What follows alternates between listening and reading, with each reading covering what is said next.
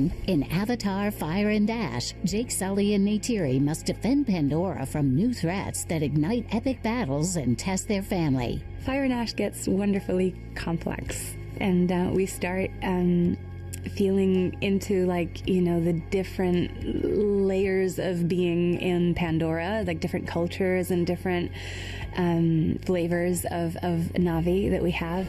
Your goddess has no dominion here.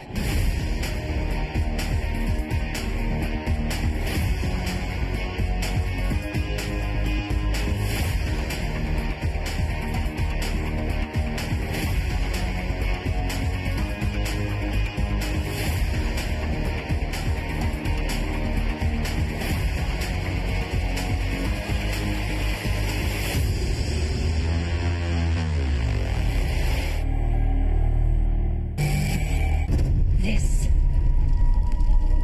is the only pure thing in this world. The fire came from the mountain, burned our forest. My people cried for help. But Ava did not come. Next, Jake and Neytiri must rally the Na'vi and confront a deadly new enemy to save Pandora in Avatar Fire and Ash. I think family is the root of these movies. It's, you know, Jim just said to me that the movie was essentially this love story between Jake and Neytiri, between an alien and a Na'vi.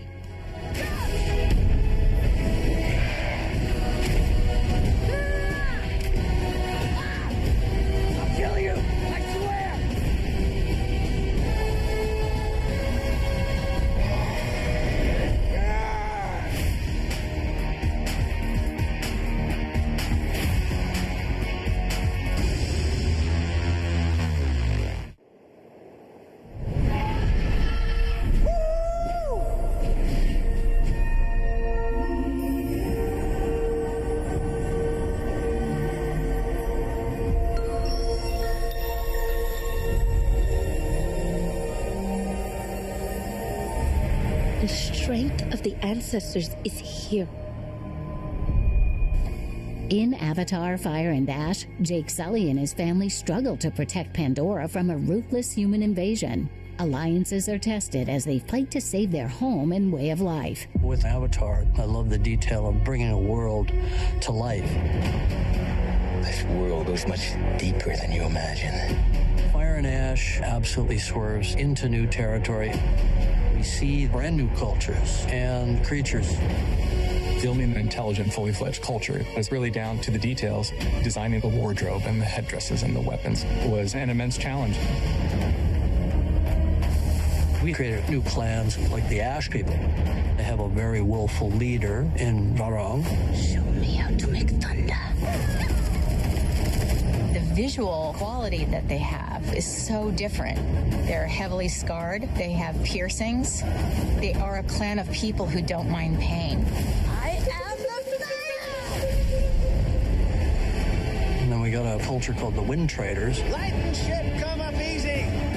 They are nomads that have accessorizing that looks like wisps of clouds.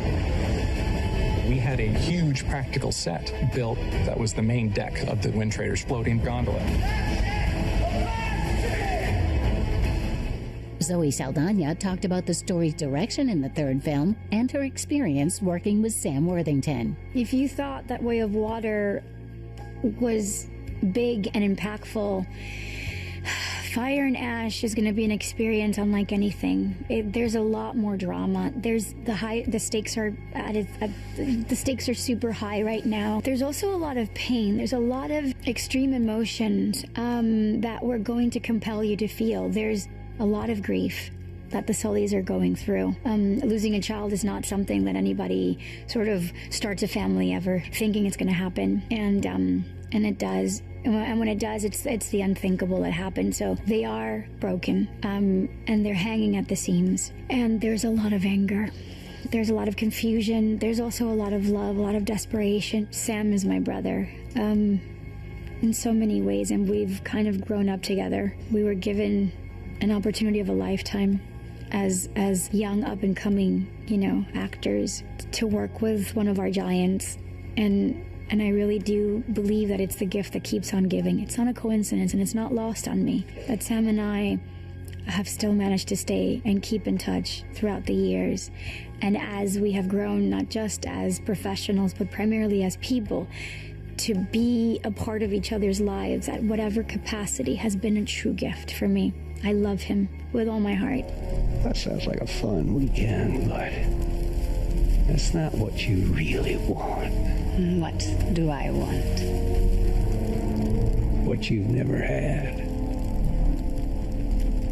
An equal. Una Chaplin revealed who the Na'vi Ash people are. Well, the Ash, or the Manquan, their land and their home tree got completely devastated by a natural disaster. And so life kind of died there, and the ones that made it, the Na'vi that made it, were horrendously traumatized, and a lot of grief. Obviously, a lot of them lost family members, and their whole way of life was just completely eradicated. And so, in essence, they're very traumatized, and then they feel like this great abandonment from their mother, from Ewa, from the divine mother of everything. She bailed, because nothing lives and they can't connect. They put their kurus and it's just not working, So they feel this sense of abandonment, and they're in like this devastated kind of world, and they are mad. Look, I'm a Marine. I'm not taking a knife to a gunfight. Or a prayer. So what am I supposed to do? I can't run. I can't fight. Well, that's right. Awa will provide. Yeah? So where was Awa? Where was Awa when our son... Jake! Sam Worthington explained Jake Sully's situation at the start of the movie. In the third one, there's a lot of pressure to take up that mantle.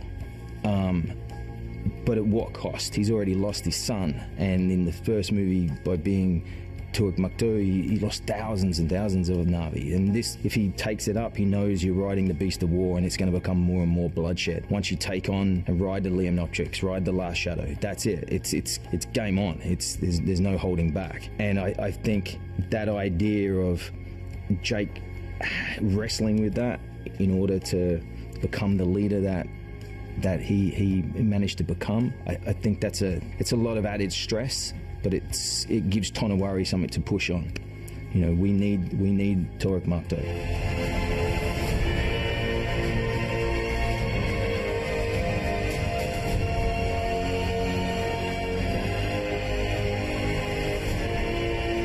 The children.